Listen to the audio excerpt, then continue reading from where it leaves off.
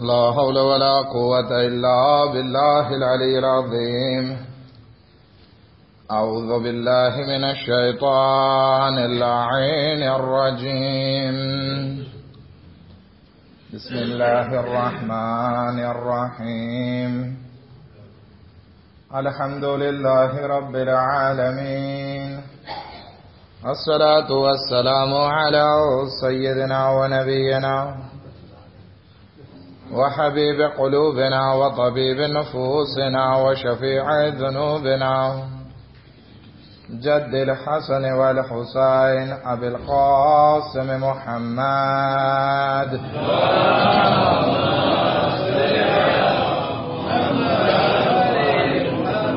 وأهل بيته الطيبين الطاهرين المعصومين المظلومين، ولعنة الله على أعدائهم أجمعين.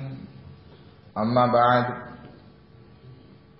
قال رسول الله صلى الله عليه وآله وسلم: بسم الله الرحمن الرحيم. مثل أهل بيتي كمثل سفينة نوح، من ركبها نجا ومن تخلف عنها غرق. صلوات على محمد وآل محمد.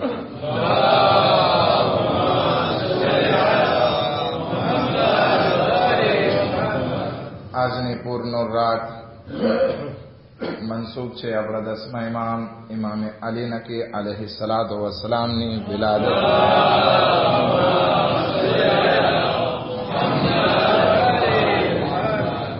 સાથોસાથ શાદીની પણ મહેફિલ છે અને ભાઈ શબાબની ઝિયારતની મજલિસ પણ છે. ખુદાવંદ આલમ પાસે દુઆ કરીએ કે ખુદાવંદ આલમ મરહુમની મગફિરત ફરમાવે અને જન્નતમાં આલી તરીન દરજ્જો નસીબ ફરમાવે. તેમજ ખાસ કરીને એમના ફેમિલીને, એમના દોસ્તોને સબ્ર જમીલ ઇનાયત ફરમાવે. એક દુરૂદ પડે મોહમ્મદ વાલે મોહમ્મદ પર.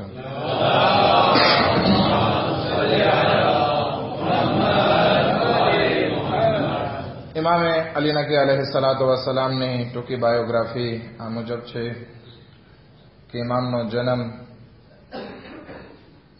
આજની રાત એટલે કે 15 ઝિલહજ હિજરી સન 212 થયો. મદીનાની બાજુમાં એક નાનું ગામ સુરૈયા છે, એમાં એમનો જન્મ થયો. ઇમામનું નામ અલી છે. ઇમામના 2 મશહૂર લકબ નકી અને હાદી છે. આપણે ઇન્ડિયા, પાકિસ્તાન વગેરેમાં ઇમામે અલી નકી અલૈહિ સલામ તરીકે ઓળખવામાં આવે છે. ઈરાન, ઇરાક અને ઇકોતેમાં ઇમામે હાદી તરીકે ઓળખવામાં આવે છે. આપણે સર્વ જાણીએ છીએ કે ઇમામના પિતા ઇમામે મોહમ્મદ તકી અલૈહિ સલામ અથવા ઇમામે જવાદ અલૈહિ સલામ કહી શકીએ. એમનું નામ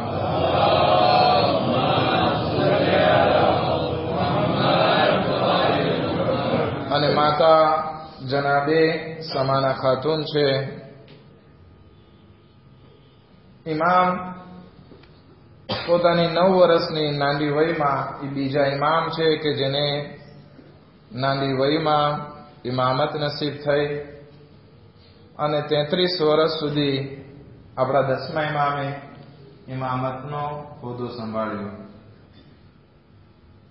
કુલ 41 વર્ષની ઉંમર નસીબ થઈ અને હિજરી સન 254માં 3 રજબના દિવસે ઇમામને ઝહેર આપીને શહીદ કરવામાં આવ્યા.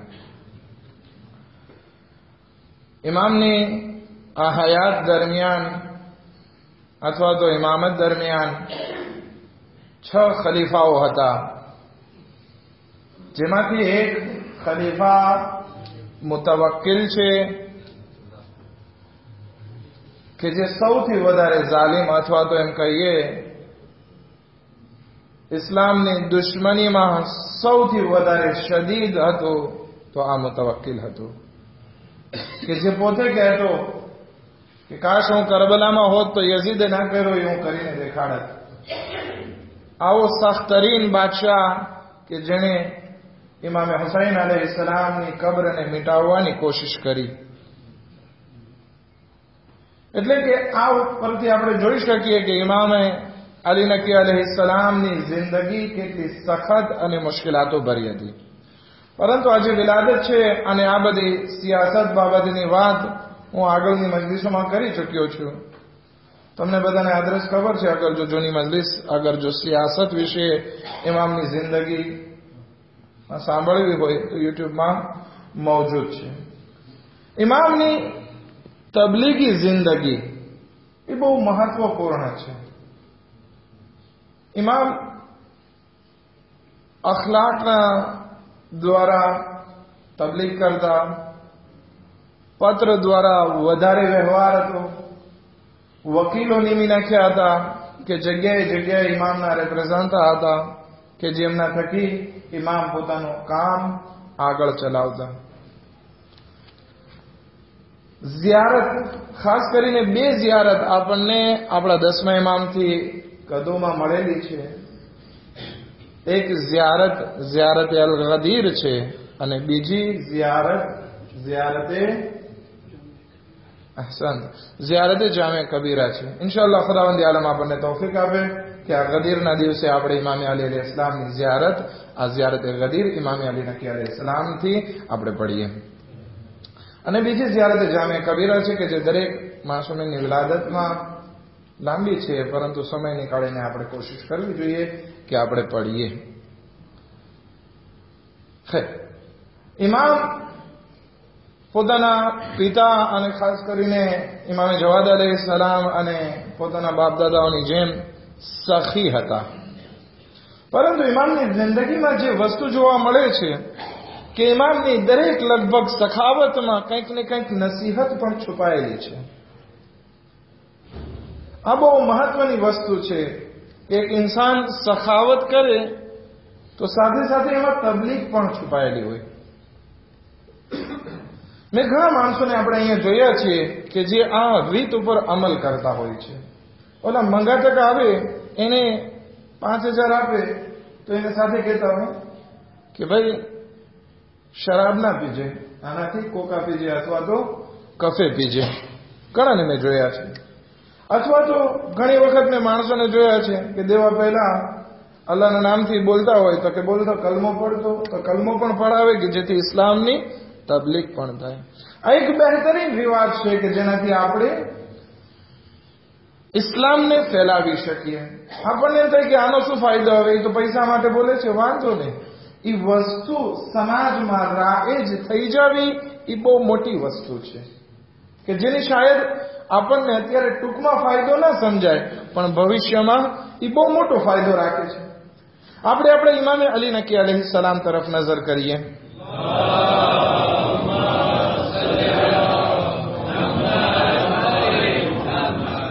ઇમામ પોતાના એક સાથી ઇસ્હાક બિન જલ્લાબને કહે છે, અરફાતના દિવસે પોસિબલ ઇમામ ત્યારે મદીનામાં હોય, ક્યાંક ઘેટા લઈ આવ, ગોસ્ફાનની ખરીદી કર. આ ઇસ્હાક જઈને ઘણા બધા ઘેટા ખરીદે છે જે ઇમામે પૈસા આપ્યા હતા એના. હવે ઘેટા લઈને આવે છે તો ઇમામ કહે છે કે ફલાણાને દે આવ, ફલાણાને દે આવ. બધાને પરતાશે કરે છે, પોતાના ફામીમાં, પોતાના દોસ્તોમાં. કારણ કે અરફાતના બીજા દિવસે કયો દિવસ આવે છે? ઈદ કુરબાન. હમણાં બધાને બકરા કાપ્યા હશે. ઈદના દિવસે ઇમામ પણ કુરબાની કરે છે અને ગોશ્ત અને ગરીબોમાં ને બધી જગ્યાએ પરતાશે કરે છે. હવે આપણને એમ થાય કે આમાં શું બહુ મોટી વાત, સખાવત તો છે ઇમામની, પણ નહીં, આમાં એક મેસાજ છુપાયેલો છે. ખેર, એ મેસાજને આગળ વધારવા પહેલા એક પરાંતેઝમાં એક વાત કહેતો જાઉં. એક બહુ મોટો પ્રોબ્લેમ છે આપણે આ સમાજમાં. બકરા કાપવા એટલે મોટી મુસીબત. કેમ? તો કે ભાઈ પહેલા તો આપણે ઘણા માણસો પ્રોવિન્સમાં કપાવતા હોય છે, તો હવે ત્યાં નામ દેવાનો કે ફલાણા તરફથી એક બકરો, ફલાણા તરફથી એક બકરો, આ બધા નામ લખાવે અને પછી કાપવા વખતે, છરી મૂકવા વખતે એ બધાના નામ લે કે કૌશરમુખી તરફથી, પછી પ્રેમજીભાઈ તરફથી ને સોમજીભાઈ તરફથી ને દુઆ પડશે. કંઈક મોટી મુસીબતો જે ત્યાં પ્રોવિન્સમાં કાપતા હોય એના માટે પણ, અને આપણે પણ એટલી બધી ગોપી કરીએ છીએ કે આ નામ લેવા બહુ વાજિબ, ના ખુદે કુરબાની વાજિબ છે, ના એવી રીતે બધા નામ લેવા અને દેવા જરૂરી છે. બસ તમે નિયત કરી નાખો, આ મેં મારા તરફથી, મારા ફેમિલી તરફથી કુરબાની કરાવી છે, પછી ત્યાં કહી દો કે ભાઈ કુરબાની કરી નાખો, બિસ્મિલ્લાહ બોલી અને કુરબાની થઈ જાય. આનાથી મોટી કઈ વસ્તુ નથી. દુઆ પડવી પણ કઈ જરૂરી નથી. અસલ વસ્તુ છે જનાબે ઇબ્રાહીમની સુન્નતને જીવતી રાખવી, અને એ છે કુરબાની. પછી કહે છે કે શું ખાવું ને શું ના ખાવું, મુંડી પાયે ખાઈ શકીએ કે ના ખાઈ શકીએ. પછી પેલા તો હતું કે મુંડી પાયાને દફન કરી દઈએ તો, એ મુંડી પાયા જેવી વસ્તુ તમે દફન કરી દો તમે ખાઈએ શું? ઇન્શાલ્લાહ કોશિશ કરીએ બધું ખાઓ.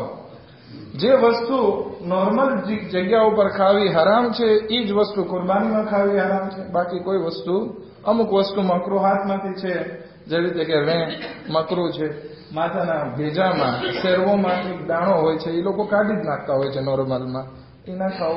રગો જે છે ના ખાવાની હોય, એ બધી મકરૂહાતમાં જે આવે છે, હરામમાં જે વસ્તુ આવે, નોર્મલ વસ્તુમાં જે હરામ છે એ વસ્તુ જ કુરબાનીમાં હરામ છે. બાકી બધું બિસ્મિલ્લાહ કરી જવાનું છે.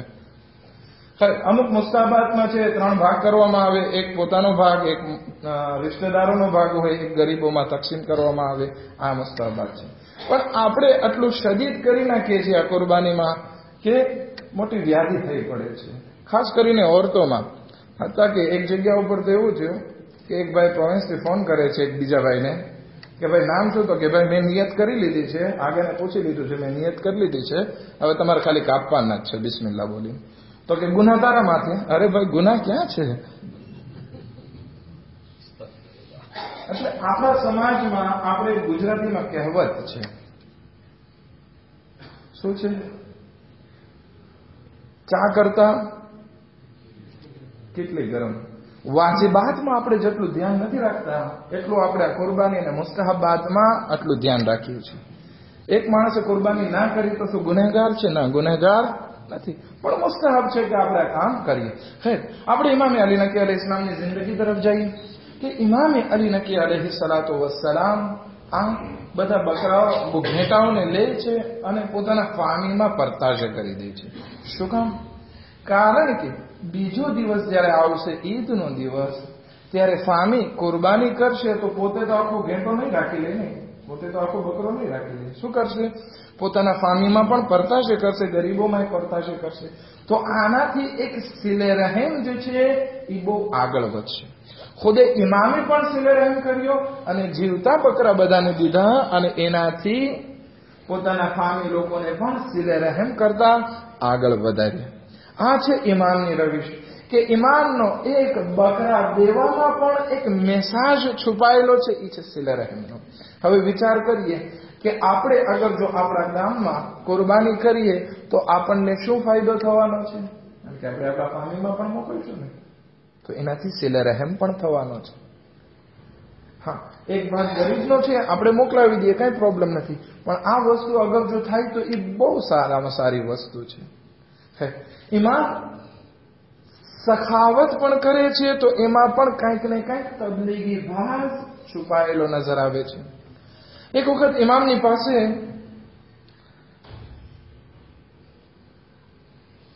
એક માણસ આવે છે. હવે એની પાસે પૈસા નહીં હતા, તકલીફમાં હતો, પ્રોબ્લેમમાં હતો. તો હવે કરે તો શું કરે? આપણને પણ પ્રોબ્લેમ હોય તો આપણે જમાનાના ઇમામને પુકારીએ છીએ, યા ઇમામ અલી અલૈહિસ્સલામને પુકારીએ છીએ, યા બીમારી કરબલાને પુકારીએ છીએ.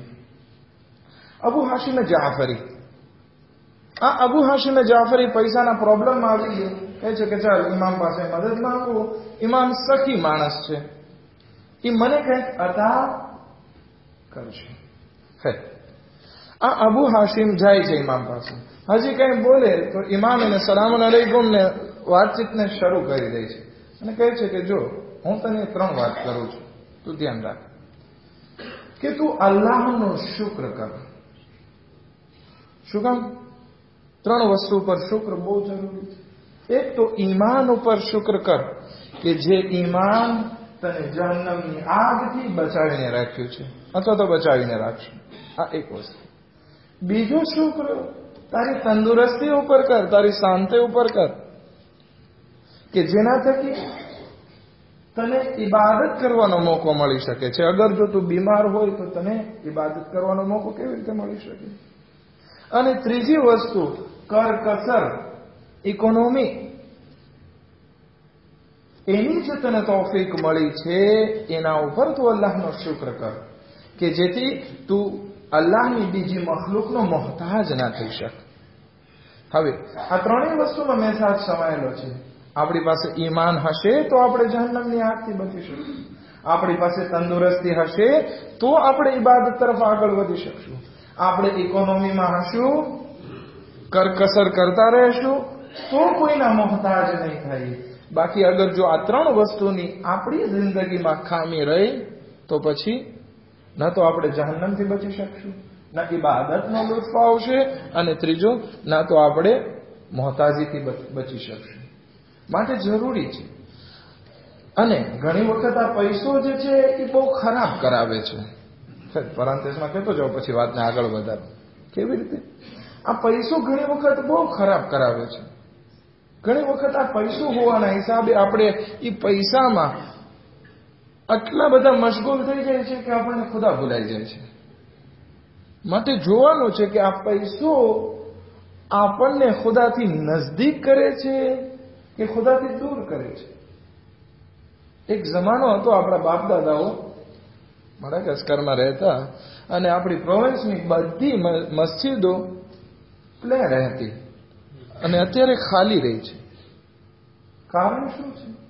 કારણ પૈસો. આપણે આ દુનિયામાં આટલા બધા મશગુલ થઈ ગયા કે આ વસ્તુ આપણને એનાથી છેટી કરી રહી છે.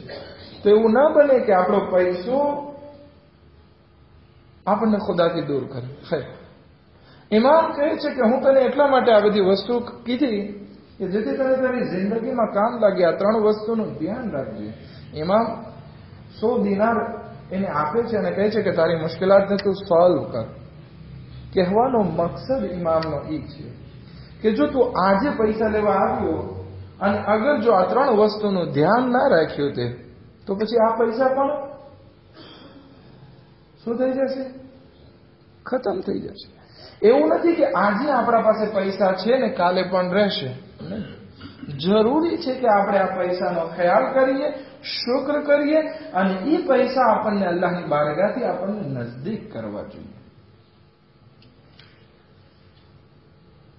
અને હર હાલમાં આપણે શુક્ર ખુદા કરવું જોઈએ. ઇમામ અલૈહિસ્સલામ પોતાના દુશ્મનોની હલાકત ઉપર પણ શુક્ર ખુદા કરતા. પોતાના એક સહાબીને મોહમ્મદ બિન સનાનને પૂછે છે કે આલે ફરજમાં કઈ વાક્યો પેશ આવ્યો છે? તો કે હા, મોહમ્મદ બિન ફરજ જે છે, જે મદીનાનો ગવર્નર હતો પહેલા,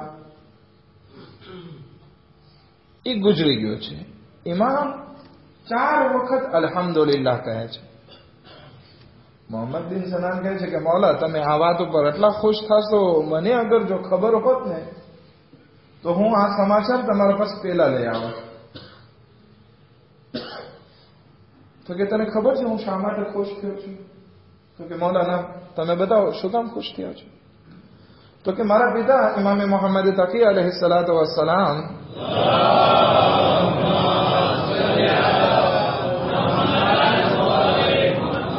એમના સાથે જયારે વાતચીત કરતા હતા તો એ માણસે મારા પિતા ઉપર એક તહોમત લગાડેલી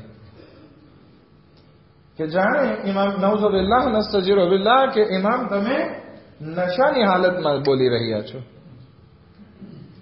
મારા પિતાને દિલ ઉપર એટલું લાગી આવ્યું કે અલ્લાહની બારગાહમાં હાથ ઉઠાવીને કહે છે કે ખુદાયા, તું ગવાહ રહેજે કે મેં આજે રોજો રાખ્યો છે.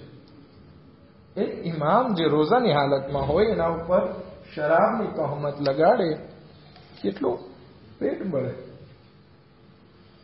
પછી ઇમામે બદુઆ કરેલી કે ખુદા તારા માલો દોલતને ગારત કરે અને કૈદની મજા ચખાડે. અને થાય છે પણ એવું, થોડા દિવસ ના થયા કે એનું ઘર આખું લૂંટવામાં આવે છે અને એને કેદ કરી દેવામાં આવે છે અને એ આજે જહન્નમવાસી. વિચાર કરીએ કે ઇમામ અલૈહિસ્સલામ હર હાલમાં શુક્ર ખુદા કરતા, ખાસ કરી દુશ્મનોની હલાકત ઉપર શુક્ર ખુદા કરતા. અને આ વાક્યથી આપણને જાણવા એ મળે છે કે આપણે આપણી જબાન ઉપર બહુ કંટ્રોલ રાખીએ, ગમે ને ગમે એ વસ્તુ ન કહી દઈએ, આગળ પાછળ વિચાર કરીએ કે શું બોલીએ છીએ અને કોના માટે બોલીએ છીએ. એવું ના બને કે કોઈની હાય એના દિલમાંથી નીકળી જાય અને મુસીબતોના પહાડ આપણા ઉપર તૂટી પડે.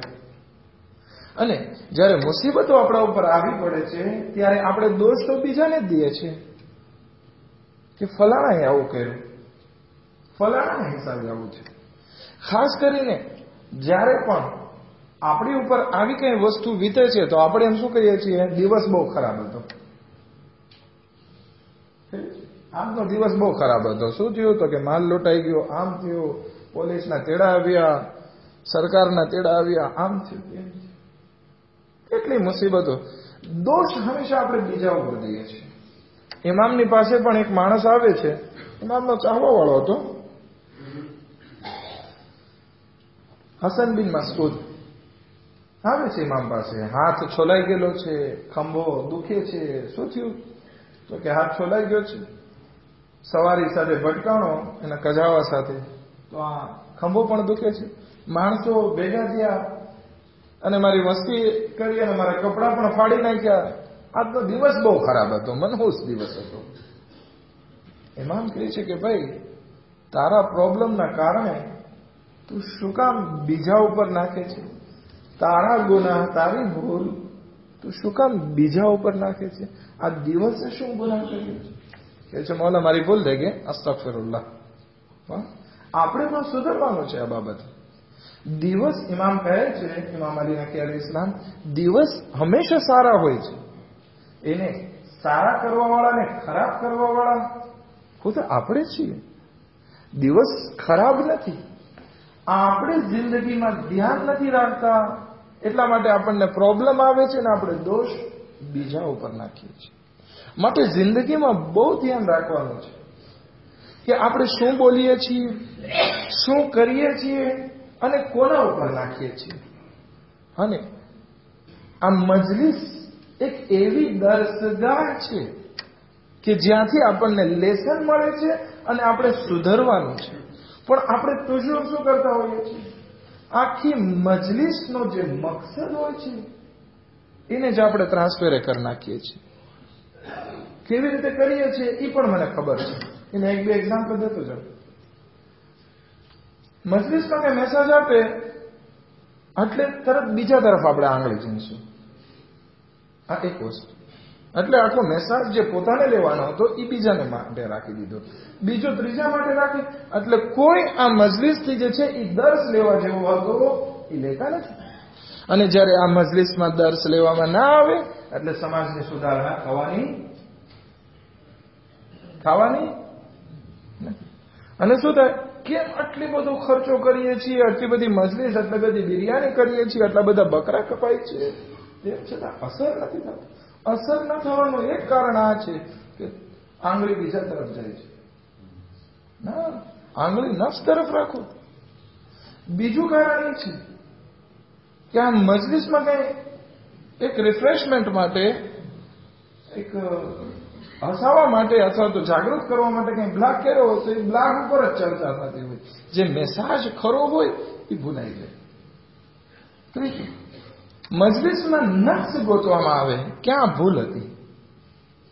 આ મજલિસમાં જે પડવા વાળો છે એ માસૂમ નથી તમારા સામે.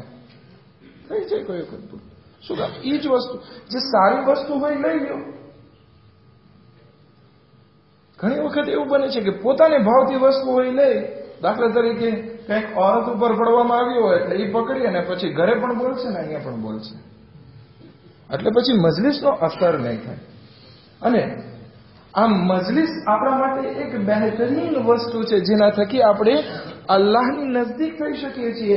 અહલે બેત અલૈહિસ્સલામ પ્રત્યેના ઈમાનમાં આપણે ઓર વધારો કરી શકીએ છીએ. એક સલાત પડે મુહમ્મદ વ આલે મુહમ્મદ.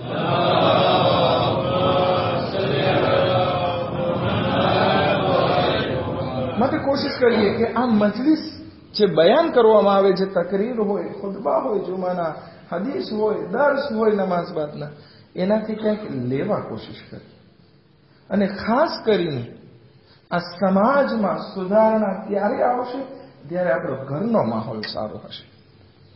ઘરમાં અગર જો આપણે એમ વિચાર કરીએ કે આપણે ઇમામ બારગાહમાં જ નેક મુત્તકી પરહેજગાર અને ઈમાનદાર હોય ને ઘરમાં જે કરવું હોય તો પછી સુધારણા નહીં આવે. પહેલી શરૂઆત તો આપણી ઘરથી થવી જોઈએ. ઘરમાં નમાઝ ટાઈમસર પઢાય છે, તિલાવત થાય છે કે નહીં, પરદગી છે કે નથી, હલાલ અને હરામ પ્રત્યે આપણી કેટલી કાળજી છે, આ બધી વસ્તુનું જ્યારે ધ્યાન રાખવામાં આવશે તો પછી આ મજલિસને આ બધી હિદાયતની વાતો અસર કરશે.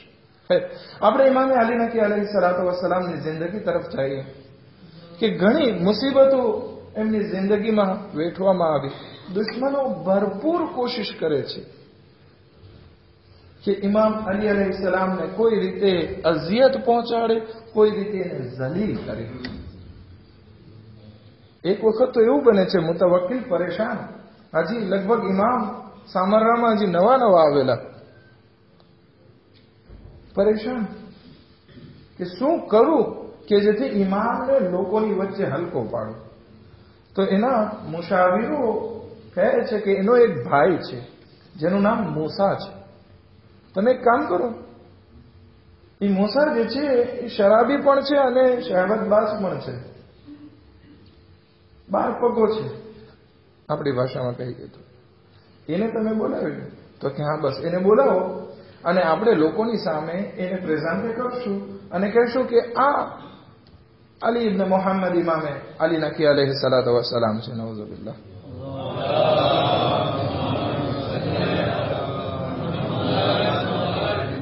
જેથી એને શરાબ આપશું, બધાની વચ્ચે પીશે અને આપણે પ્રોપેગેન્ડા કરશું કે આ ઇમામ પણ શરાબ પીવે છે, એટલે ઇજ્જત ચાલી જશે. ઇમામ અલી નકી અલૈહિ સલામને આ વસ્તુની ખબર પડી. ખેર, મુતવક્કિલ પોતાના મિશનને આગળ વધારવા માટે એ મૂસાને પત્ર લખે છે કે તું આવો. મૂસા ત્યાંથી જવાબ આપે છે કે મારી એક શરત છે કે તું મને સામરામાં આબાદ જમીન દે કે જેના ઉપર હું ખેતી અને કંઈક કરી શકું, અને બીજું મને મારા માટે નવું ઘર તૈયાર કર ને ત્યાં આપણી મુલાકાત થાય. તો કે ઠીક છે, તું આવ તો ખરી. એ જેવો આવે છે, ગામમાં દાખલ થાય છે, પહેલા ત્યાં ઇમામ મુલાકાત એમની કરે છે અને કહે છે મૂસા ધ્યાન રાખજે, મુતવક્કિલ સામે તું હરગીઝ ના બોલજે કે તું શરાબ પીવે છે, કારણ કે એ તને ઝલીલ કરવા ચાહે છે. હવે એક માણસ શરાબનો આદી હોય તો કે ચાલો હું એની સામે કબૂલ નહીં કરું, પણ એ મને અગર જો શરાબ આપશે થોડું મારાથી રહેવાશે.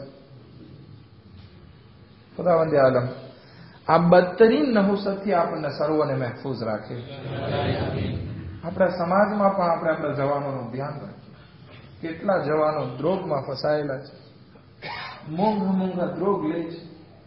ઘણાને તો એવી વાત સાંભળેલી છે કે $100 એક ગ્રામ, 10 ગ્રામ જે છે $100 લે છે. વિચાર કરો, મિલિયન વિસાનો અગર જો 10 ગ્રામ ઈ તે હરામની વસ્તુ પોતાના શરીરને ખરાબ કરે છે, આખિરતને ખરાબ કરે છે. એમાં અગર જો આપણા જવાનો પડ્યા હોય ને આપણા મા બાપને, બુઝુર્ગોને આ પ્રત્યે કાળજી ના લેવી હોય તો શું કરે છે આપણા જવાનો. વિચાર કરીએ કે આવતો સમાજ કેવો સમાજ હશે આપણે ત્યાં. ઇમામ એને મનાઈ કરે છે કે તું ના કર, તું તારી કદરો કિંમતને જાણ, તું કોનો ફરજંદ છે, તું સૈયદ છે, ઇમામનો ફરજંદ છે, તું આમ ના કર. નથી માનતો.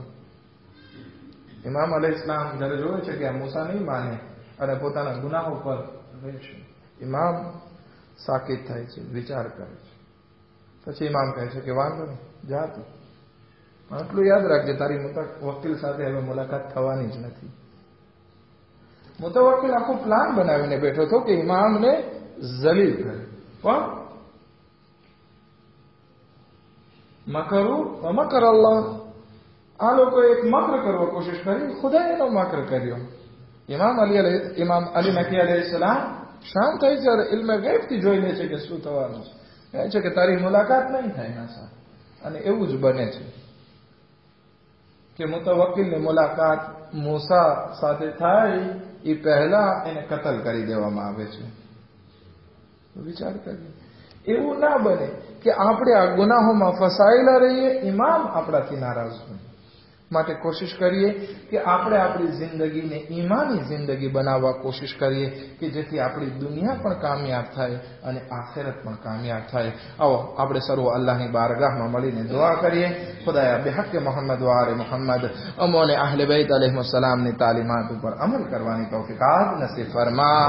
અમારા ગુનાહને કબીરા સગીરાને માફ ફરમા. हमारी इबादत અને इताअत ने कबूल फरमा. हमारी मुश्किलातों ने आसान फरमा.